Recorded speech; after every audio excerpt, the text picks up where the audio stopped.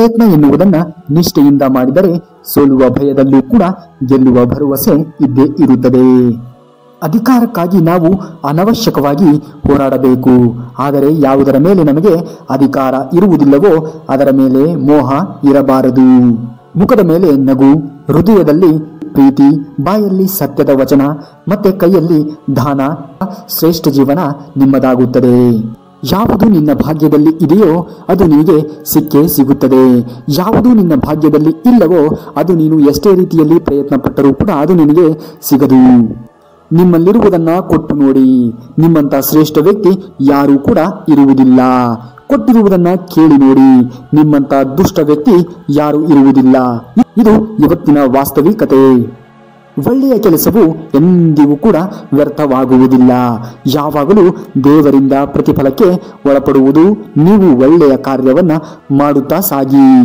ಎಲ್ಲರೂ ಕೂಡ ಹೇಳುತ್ತಾರೆ, ಮನುಷ್ಯನು ಖಾಲಿ ಕೈಯಲ್ಲಿ ಬರುತ್ತಾನೆ, ಖಾಲಿ ಕೈಯಲ್ಲಿ ಹೋಗುತ್ತಾನೆ ಎಂದು.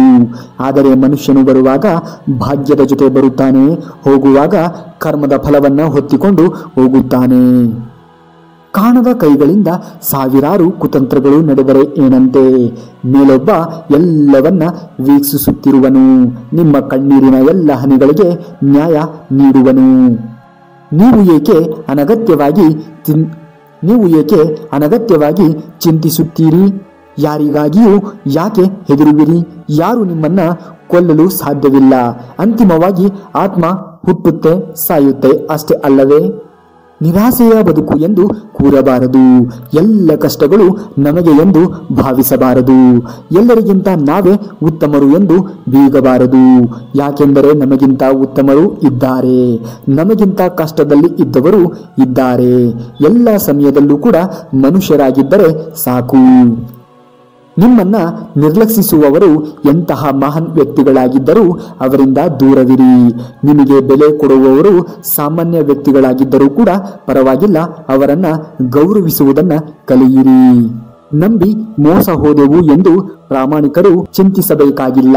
ಇತಿಹಾಸದಲ್ಲಿ ಉಳಿದವರು ಪ್ರಾಮಾಣಿಕರೇ ಹೊರತು ಮೋಸಗಾರರಲ್ಲ. ಎಲ್ಲರೂ ನಮ್ಮವರು ಎನ್ನುವುದು ಭ್ರಮೆ. ನಾನು ನನ್ನದು ಎನ್ನುವುದು ಸ್ವಾರ್ಥ.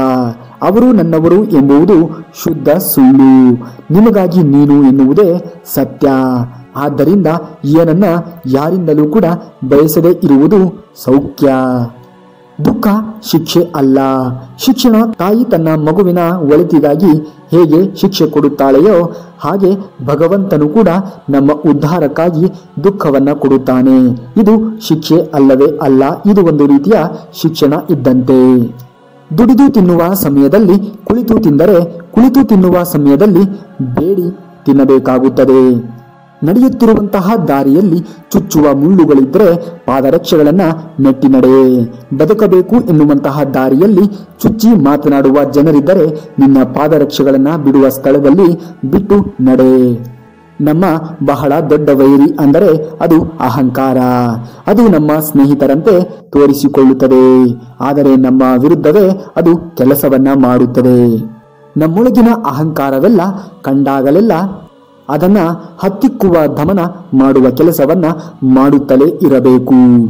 ಯಾವ ಸಮಯದಲ್ಲಿ ಸಮಸ್ಯೆ ಹುಟ್ಟಿರುತ್ತದೆಯೋ ಅದರ ಜೊತೆಯಲ್ಲಿಯೇ ಅದರ ಪರಿಹಾರವೂ ಕೂಡ ಹುಟ್ಟಿರುತ್ತದೆ.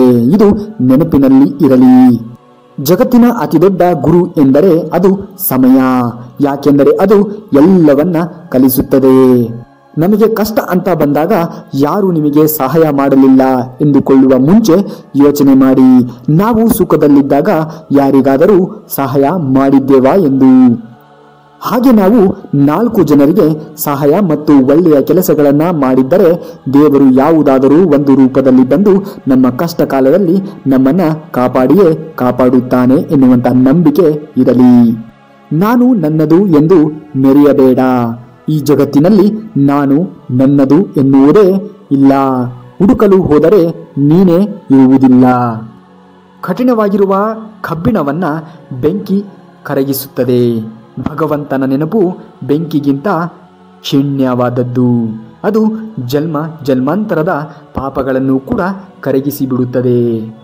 ದೇವರು ನಿನಗೆ ಕಷ್ಟಗಳನ್ನು ಕೊಡುವುದು ನಿನಗೆ ನೋವು ಕೊಡುವುದಕ್ಕೆ ಅಲ್ಲ. ಎಷ್ಟು ಜನ ನಿನ್ನೊಳಗಿದ್ದಾರೆ, ನಿನ್ನ ಜೊತೆ ನಿಯತ್ತಾಗಿದ್ದಾರೆ, ನಿನ್ನವರು ಎನಿಸಿಕೊಂಡವರು ಯಾರು ಎನ್ನುವುದು ನಿನಗೆ ಅರಿವನ್ನು ಮಾಡಿಸುವ ಉದ್ದೇಶದಿಂದಾಗಿ. ನಿಮಗೆ ಏನೇ ನೋವುಂಟು ಮಾಡುತ್ತಾರೆಯೋ ಅದರ ಮೇಲೆ ಮುಂದುವರಿಯಿರಿ. ಆದರೆ ಅದು ನಿಮಗೆ ಕಲಿಸಿದ್ದನ್ನು ಎಂದಿಗೂ ಕೂಡ ಮರೆಯಬೇಡಿ. ನೀವು ಕಷ್ಟಪಡುತ್ತಿರುವ ಕಾರಣ ನೀವು ಬೆಳೆಯುತ್ತಿದ್ದೀರಿ ಎಂದರ್ಥವಲ್ಲ. ಪ್ರತಿ ದೊಡ್ಡ ಯಶಸ್ಸಿಗೆ ಅಲ್ಲಿಗೆ ಹೋಗಲು ಕೆಲವು ರೀತಿಯ ಯೋಗ್ಯ ಹೋರಾಟದ ಅಗತ್ಯವಿದೆ. ಒಳ್ಳೆಯ ಕೆಲಸಗಳು ಸಮಯ ತೆಗೆದುಕೊಳ್ಳುತ್ತದೆ. ತಾಳ್ಮೆಯಿಂದ ಇರಿ ಮತ್ತು ಧನಾತ್ಮಕವಾಗಿರಿ. ಎಲ್ಲವೂ ಕೂಡ ಕಠಿಣವಾಗುವುದು ಬಹುಶಃ ತಕ್ಷಣವೇ ಅಲ್ಲ, ಆದರೆ ಅಂತಿಮವಾಗಿ. ಕೆಲವೊಬ್ಬರಿಗೆ ಪ್ರಯತ್ನ ಪಟ್ಟರೆ ಫಲ, ಕೆಲವು ಪ್ರಯತ್ನ ಪಡದೆಯೇ ಫಲ. ಇನ್ನು ಕೆಲವರಿಗೆ ಎಷ್ಟೇ ರೀತಿಯ ಪ್ರಯತ್ನಗಳನ್ನು ಪಟ್ಟರೂ ಕೂಡ ಫಲ ಇರುವುದಿಲ್ಲ. ಫಲ ಪ್ರಯತ್ನ ಪಡುವುದು ಮಾತ್ರವಲ್ಲ, ನಮ್ಮ ಕರ್ತವ್ಯವೂ ಕೂಡ ಆಗಿರುತ್ತದೆ. ಒಬ್ಬ ಒಳ್ಳೆಯ ವ್ಯಕ್ತಿಯಿಂದ ತಪ್ಪು ನಡೆದು ಹೋಗಿದ್ದರೆ ಅವನನ್ನು ಕ್ಷಮಿಸಿ. ಯಾಕೆಂದರೆ ಮುತ್ತು ಕಸದಲ್ಲಿ ಬಿದ್ದರೂ ಕೂಡ ಅದು ತನ್ನ ಮೌಲ್ಯವನ್ನು ಎಂದಿಗೂ ಕೂಡ ಕಳೆದುಕೊಳ್ಳುವುದಿಲ್ಲ. ವ್ಯಕ್ತಿಯನ್ನ ಕಳೆದುಕೊಂಡರೆ 4 ದಿನ ನೋವಾಗುತ್ತದೆ, ಆದರೆ ವ್ಯಕ್ತಿತ್ವವನ್ನೇ ಕಳೆದುಕೊಂಡರೆ ಜೀವನ ಪೂರ್ತಿ ನೋವಾಗುತ್ತದೆ. ಇಲ್ಲ ಎಂದು ಕೊರಗುವುದು ಬೇಡ, ಇದೆ ಎಂದು ಮೆರೆದಾಡುವುದು ಕೂಡ ಬೇಡ. ಶ್ರೀಹರಿಯನ್ನ ಮೆರೆಯುವುದು ಬೇಡ, ಮರೆತು ಮರುಗುವುದು ಕೂಡ ಬೇಡ. ಯಾರು ನಿನ್ನವರು, ಯಾವುದು ನಿನ್ನದು ಎಂದು ಅರ್ಥವಾಗುವುದು ಸಮಯ ಬಂದಾಗ ಮಾತ್ರ.